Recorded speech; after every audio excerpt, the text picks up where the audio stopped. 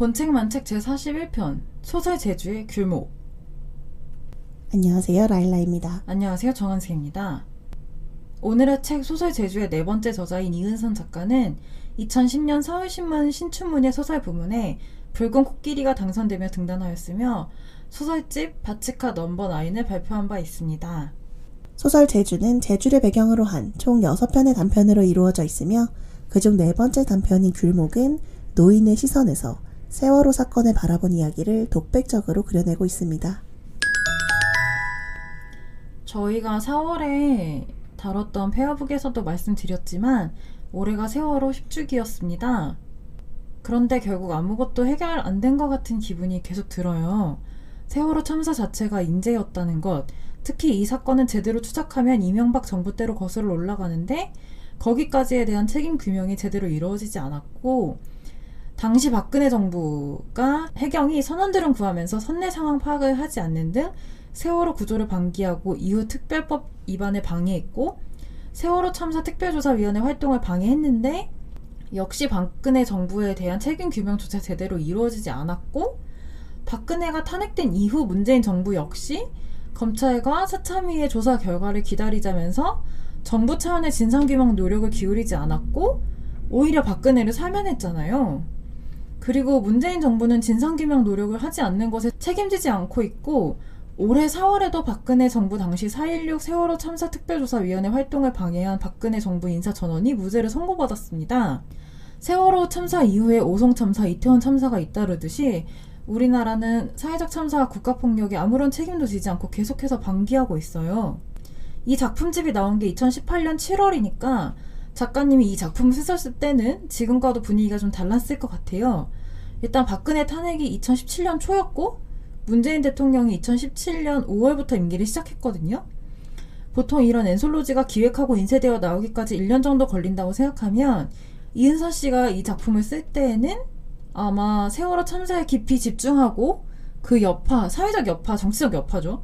에 굉장히 영향을 많이 받고 있지 않았나 싶어요. 그래서 이 작품 자체도 세월호 참사 피해자를 위한 위령제 같은 느낌이 좀 들고요. 위령제라는 말씀이 딱 맞은 것 같은데, 말씀하신 것처럼 올해가 세월호 10주기였고 이 소설이 올해 나온 것은 아니긴 하지만 저희가 10주기의 세월호 관련 이야기를 읽으니까 저는 개인적으로 좀 감회가 새로운 느낌이 있었고, 그리고 사실 세월호 생존자 학생들이 이제 30을 바라보는 나이가 되어 가잖아요.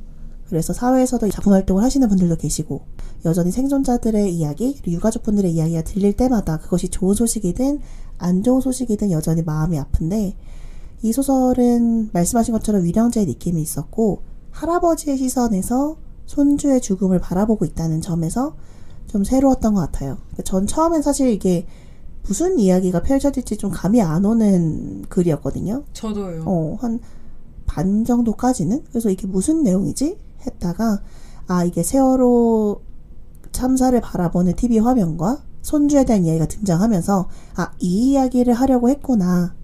이게 할아버지는 손주의 죽음을 믿지 않는 것처럼 나오지만 사실 모르는 게 아니라는 게 글 전반에서 알 수 있고, 진짜 생떼 같은 아이를 기른 이 유가족의 슬픔이 저희도 모두 슬퍼했지만 감히 말을 얹기가 어려울 정도일 텐데, 이 소설에서도 할아버지의 독백을 통해서 그걸 좀 잘 표현하기 위해 애쓰신 흔적들이 보이는 글이었던 것 같아요.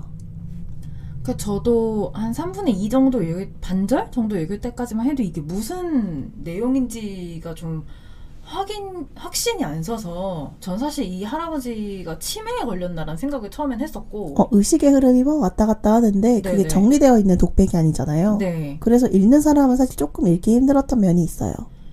그래서 아들 이야기인가 며느리 이야기인가 부인 이야기인가 하다가 이제 손자를 잃은 것 같다. 근데 이제 손자가 쌍둥이인 것 같고 둘 중 하나를 잃었는지 둘 다 잃었는지는 잘 모르겠어요. 맞아요.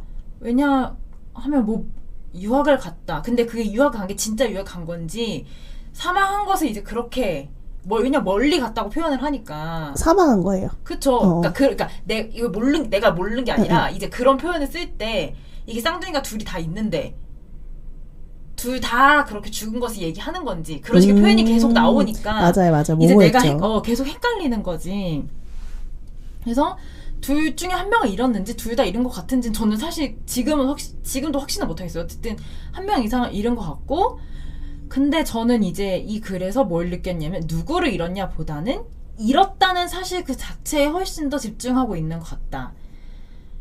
아내를 잃은 슬픔에 대한 이야기가 나오잖아요. 그러니까 계속 여기 잃은 사람 얘기가 나오는데, 아내를 잃은 슬픔, 손자를 잃은 슬픔이 이어지면서 연민의 감정이 강하게 느껴진 작품이었는데, 이게 제가 이렇게 표현한 이유가 뭐냐면, 주인공이 슬퍼하다기보다는 주인공에 대한 서술한, 이게 물론 독백이기 때문에 다소 모호하게 느껴지는 감이 있지만, 저는 오히려 독백인 것에서 약간 위화감이 들었던 것 같아요. 그러니까 이 주인공의 슬픔이 아니라 작가의 슬픔인 것 같다는 느낌이 들었어요. 이 할아버지가 진짜로 슬퍼한다기보다는 작가가 작가의 슬픔을 할아버지를 통해서 표현하고 있는 것 같다. 그러니까 이게 작가 개인의 슬픔이다 라는 생각이 들어서, 저는 사실 이런 사회적 참사에 대한 애도를 이야기할 때 굉장히 조심스럽거든요. 그냥 이야기를 하는 것도 저는 되게 조심스럽다고 생각해요. 그런데 이렇게 작품을 써낼 때 작가가 어떤 태도를 견지하면서 어떤 내용의 글을 써야 하는가 자체가 사실 사회적 참사에 대한 합의도 되어 있지 않기 때문에, 이런 작품을 쓸 때의 윤리적인 합의도 되어 있지 않다는 생각이 들어요. 이 작품이 윤리적으로 나쁘다는 뜻이 아니라, 이 작품을 우리가, 작가님이 어떤 마음으로 쓰셨는지 모르겠지만 우리가 이 글을 읽을 때 어떤 마음으로 내가 이 글을 읽어야 될지 좀 모호하게 느껴지는 게 있었어요. 전 솔직히 좀 위험하다는 생각을 많이 했고, 작가분이 유가족 분들을 많이 만나셔서 이렇게 쓰신 걸까? 아니, 만나지 않으셨는데 이렇게 쓰신 걸까? 어떤 상상의 산물일까? 그러니까 애도의 산물인 거지. 상상이라보다 애도의 산물인데, 그래서 제가 좀 이게 헷갈려서 약간 위험하다는 생각이 들었던 것 같아요. 그리고 제가 이거 지난편에 한번 얘기한 것 같긴 한데, 세월호가 결국 제주에 가지 못했잖아요. 맞아요. 그래서 저는 사실 세월호 참사를 생각할 때 제주도를 거의 떠올리지 않거든요. 그런데 제주를 주제로 한 소설집에서 세월호 참사를 주제로 삼은 작품이 실리는 것이 어떤 의미가 있는가, 이 책을 읽은 독자한테 어떻게 다가갈 것인가, 이것에 대한 고민이 좀 출판사 측에서 약간 부족하지 않았나라는 생각이 들어요. 왜냐하면 제주도 입장에서 표현이 좀 그렇게 하지만 억울할 것 같은 거예요. 왜냐하면 세월호는 제주도를 닿지를 못했는데, 그리고 이것이 닿지 못한, 어쨌든 제주도가 도착지긴 했으니까, 그렇다면 제주도에 닿지 못한 세월호의 이야기를 할 때는 우리가 또 무슨 이야기를 해야 되는가, 제주도와 엮어서 이야기를 한다면. 근데 그런 고민도 좀 없는 것 같아서, 저는 그게 이런 두 가지 의미로 이 글이 좀 아쉽다? 라는 생각이 들었어요. 맞아요. 그건 저도 동의하는 부분이었어요. 그러니까 제주도에 대한 소설을 쓰는 건데, 근데 이 귤목 작가님 외에도 저희 저번에 다뤘던 크루즈라는 작품에서도 세월호 얘기가 잠깐 나오기도 하고요. 그리고 저희가 아직 다루지 않았지만 다음 작품에서도 세월호 얘기가 잠깐 언급되는 부분이 있거든요.